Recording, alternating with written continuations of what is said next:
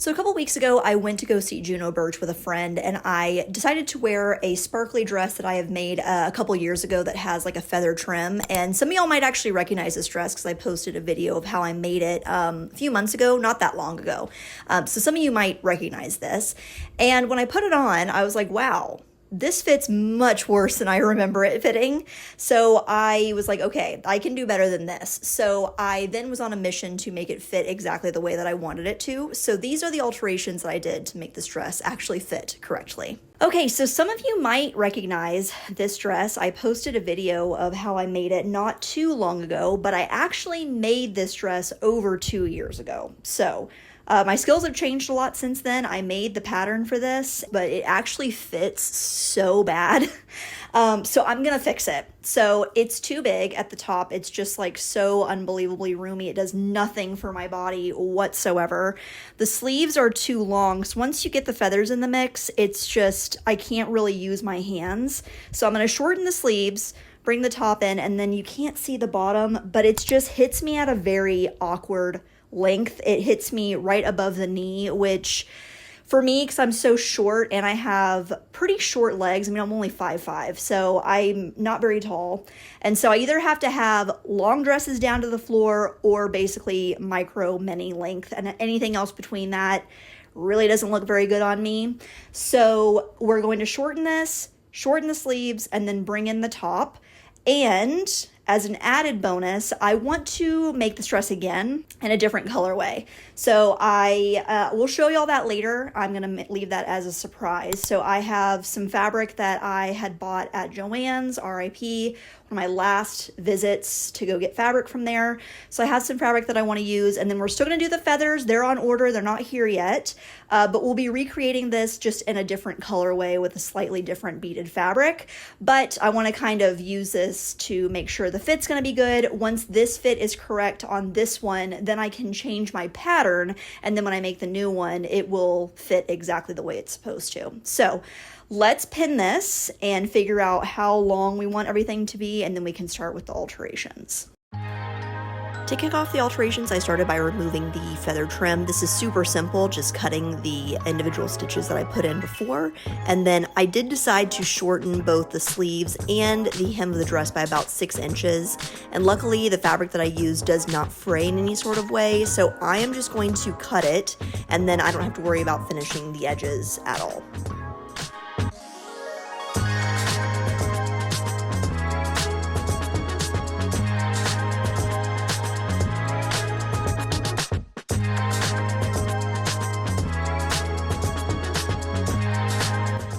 And to take in the waist, I am marking in from the waist point how much I wanted to take out, and then I'm using my tailoring curve to blend that spot back to the top and the bottom of the dress.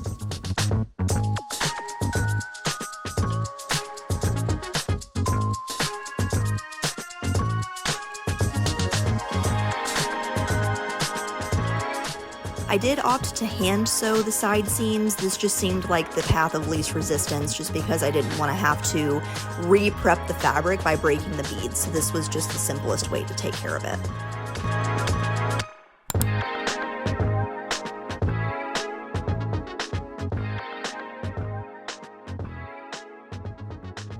Okay, so alterations on this are finished. I think it fits so much better. It hugs my body so much nicer. It's much, much shorter, both the arms and the length. Not sure what happened here, but I will fix that in the pattern. So then that way, when I go to make the new one, we won't have this issue anymore. But keep in mind, I'm gonna put the feathers back on, and that's gonna add like at least 6 inches. So I know this looks very, very short. That is because it is.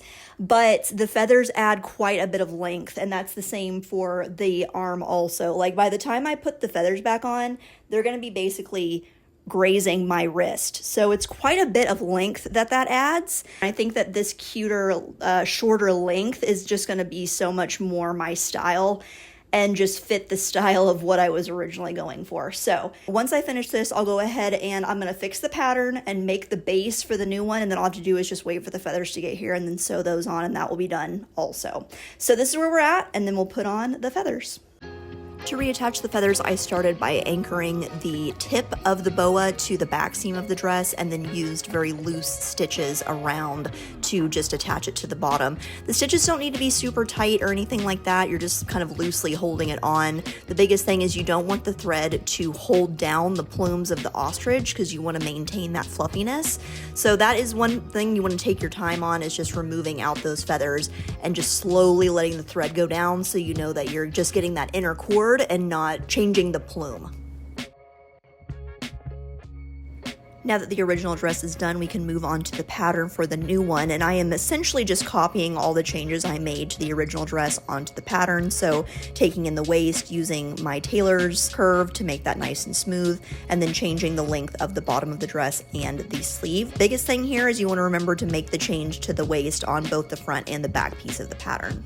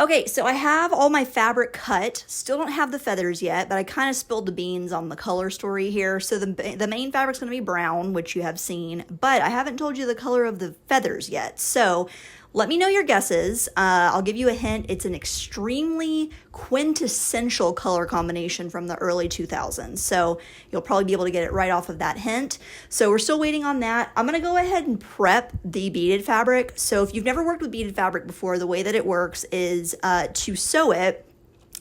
You can either hand sew it, which you can do that completely by hand if you want to, but if you want to sew it with a machine, you have to remove the beads from the seam allowance. So when I say remove, I mean you have to smash and break them. So I am going to do this indoors. I do not recommend doing that. I'm only doing that because I live in Texas and it's really, really hot outside. So I'm going to do it inside. You see I have my glasses on. You must have eye protection to do this because when the beads break, they're made of glass and the glass goes all over the place. So this is going to be messy. Do this outside if you can. I'm just honestly being kind of dumb and I should just go outside and sweat and do this right. But I'm not going to do that. I'm going to go ahead and start doing that and then we can sew everything just like normal. First things first, before I can start breaking my beads, is I need to use some basting stitches to mark where my darts are gonna go. So I'm just using very, very loose basting stitches here to mark where those are so I know which beads to break. And then I'm gonna go around the edge of each piece and remove the beads that are on the 1/2 inch around each pattern piece.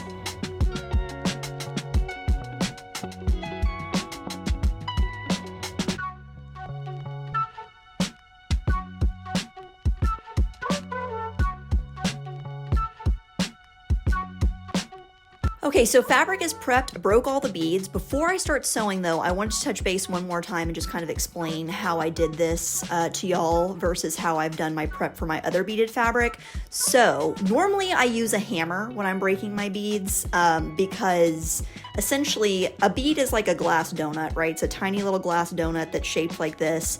And normally when it's put on the fabric, if you think about the fabric as this is the flat fabric, the bead is on it like that. And then when the bead is like this, you can smash it very, very easily. But if the bead is like this, where it's like laying flat down, no matter, well, you can still break it, but you have to hit it way, way, way harder because it's very, very strong like this. But if it's like this, it's much weaker and you can break it more easily. So normally you can just take a hammer and smash it. This fabric, the way that the beads are sewn on, they are sewn on purposefully like this. So the best way to break them was to use pliers to break them all individually. So that's why I did that. Wanted to kind of explain that a little bit further in detail because it was just different than how I normally prep beaded fabric. Overall, wasn't too bad. Glass did go everywhere, which I already knew that it would, so that's on me. But we're ready to start sewing, so let's go ahead and jump into that. Another quick tip for sewing beaded fabric is make sure that you use a zipper foot. This will allow the foot to kind of ride right along the line of where the beads are, and it will help to not go over any beads as you're sewing.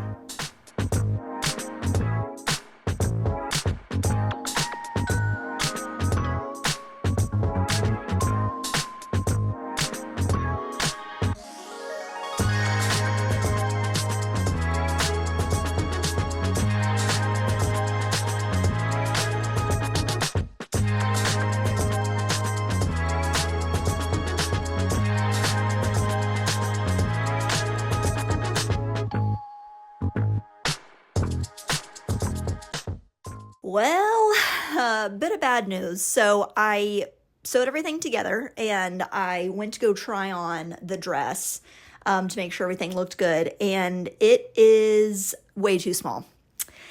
So it's got about a 3-inch gap in the back. So I'm so annoyed. We've come too far though to give up. So what I'm going to do is I'm going to put a panel in the back, which is not ideal, but I'm going to put a panel. I'm going to hope that I'm going to try my best to line up the fabric so that it's not super, super noticeable, but we're going to add the panel and then I should be okay to keep going. But basically, I guess I should have gone back and watched the video that I recorded when I made the original dress to figure out why it was so much larger, because whatever I did to get to the size that it was, there's no way, like I did something to that pattern that I don't know if I added like more seam, I don't know what I did, but anyway, that pattern, it's no good. So even though I've adjusted it and I thought that I was making it perfect so that I could continue to use it going forward, I have now messed it up so bad that it's not usable. So I'm going to throw it away. But luckily I had made that from my Lutterloh kit, so I can make that pattern again whenever I want to if I decide I want to make it again down the road. So that's the one good thing. Putting in the panel shouldn't be too bad. I just have to figure out how I'm going to do it. So anyway, I'm going to figure that out. We'll put the panel in and then I can put the zipper in. And then we're still waiting on the feathers. So once the feathers get here, hopefully this will all be taken care of. We can just put the feathers on quick and easy, no big deal. Anyway, I don't know what I did, but we're gonna fix this. Luckily, to get this dress to fit, all I had to do was add 2 very simple, plain, rectangular shaped panels into the back, and I prepped them just like I did with my other fabric by breaking the beads around the seam allowance.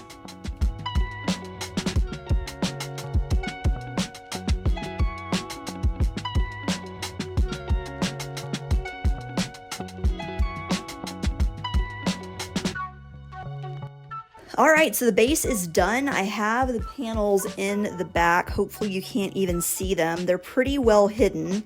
And I think they go okay because I have a seam that goes down the middle, and so now there's seams on the back. Wish I didn't have to have them, but didn't want to give up on this project altogether and scrap it. So happy with where things are at. So now we just have to put the feathers on, which they are here. And I'm sure y'all have already guessed what color they are, but they are, blue.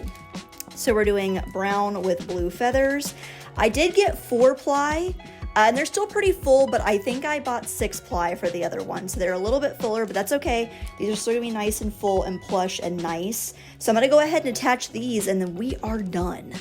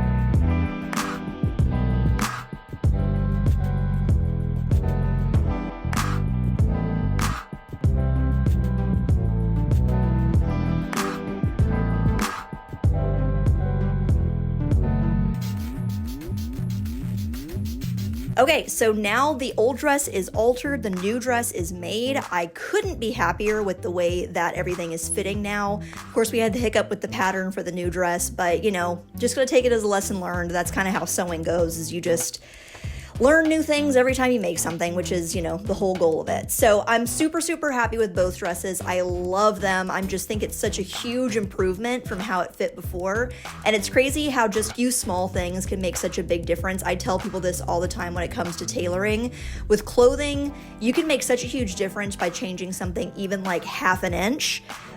You know, even these little bitty adjustments can make something look so much better for your body. So don't be afraid to tweak things, tailor things after the fact. I learned so much and my skills change so quickly that I like to go back and revisit old projects to see how I could either make them again better or fix them in some way to improve them. And it's a good reminder that you've improved. I feel like with all hobbies, but especially sewing, it's such a challenging skill that it can be hard to remember that you're making progress because there's always something new to learn, or at least that's how I feel about it. There's always something new to be learning. And so I have to really stop and remind myself that I've come a really long way. So I'm always looking forward to what I'm going to tackle next. And, you know, every project may not turn out perfect the way that I want it to, but I always learn something. So let me know what y'all think of these projects. If you have any recommendations for how I can make this pattern better in the future, if you have questions, I'm happy to answer them, and I will see y'all on the next one. Bye.